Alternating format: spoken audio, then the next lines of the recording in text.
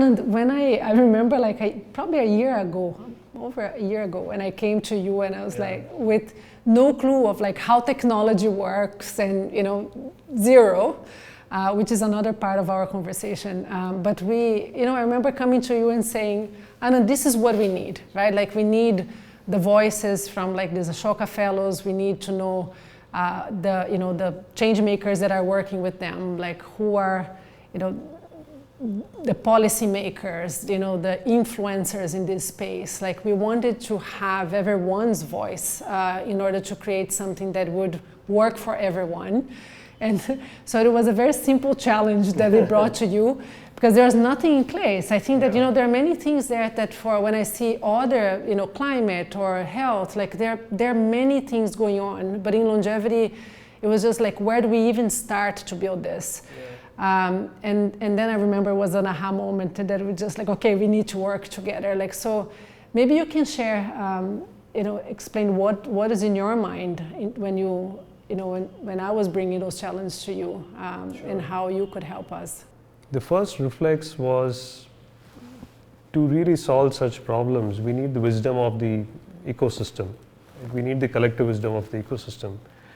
And what is the collective wisdom of the ecosystem is a question to ask. Because many times when you look at a problem at scale, it kind of becomes very top down. And usually governments play a very critical role. But while this is very useful, it may not necessarily be the only way to solve problems, right? And it was very obvious, but at least we have not seen a bottom-up kind of a manifestation which has worked at scale. And so at least in our mind, we were super clear that if you really have to solve such problems, these are very diverse problems. These are needs of communities in different parts of the world. It was very clear when you spoke about this. I know from your mind it was fairly elegant and simple to state, but I knew this was a very complex problem. And the complexity stems from the fact that you have various actors with various needs. The needs of the community are very different.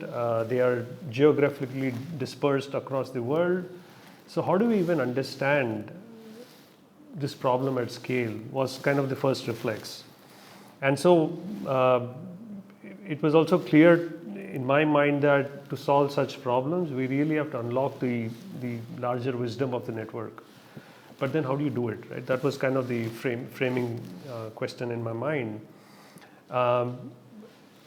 When you look at scale of such problems, because today longevity is a very visible large problem or large need which we have to work on.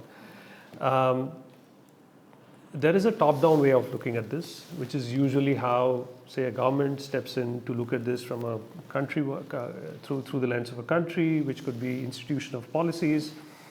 But we felt there is a different way of looking at this, which is a bottom-up way of solving. But then how do you really work at scale using a bottom-up approach is how we thought of this problem.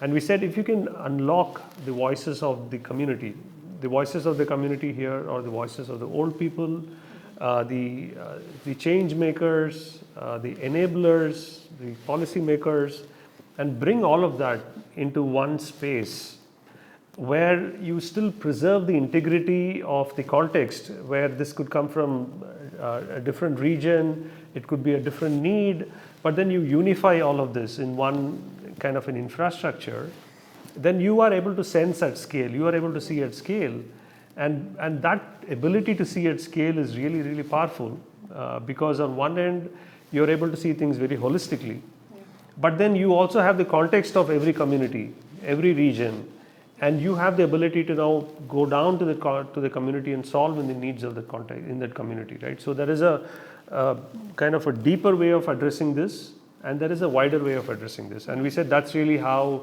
we should even start thinking of Apurva. And the manifestation of this was very, very simple. If you have the ability to listen to these communities and listen at scale, and can that listening help us learn?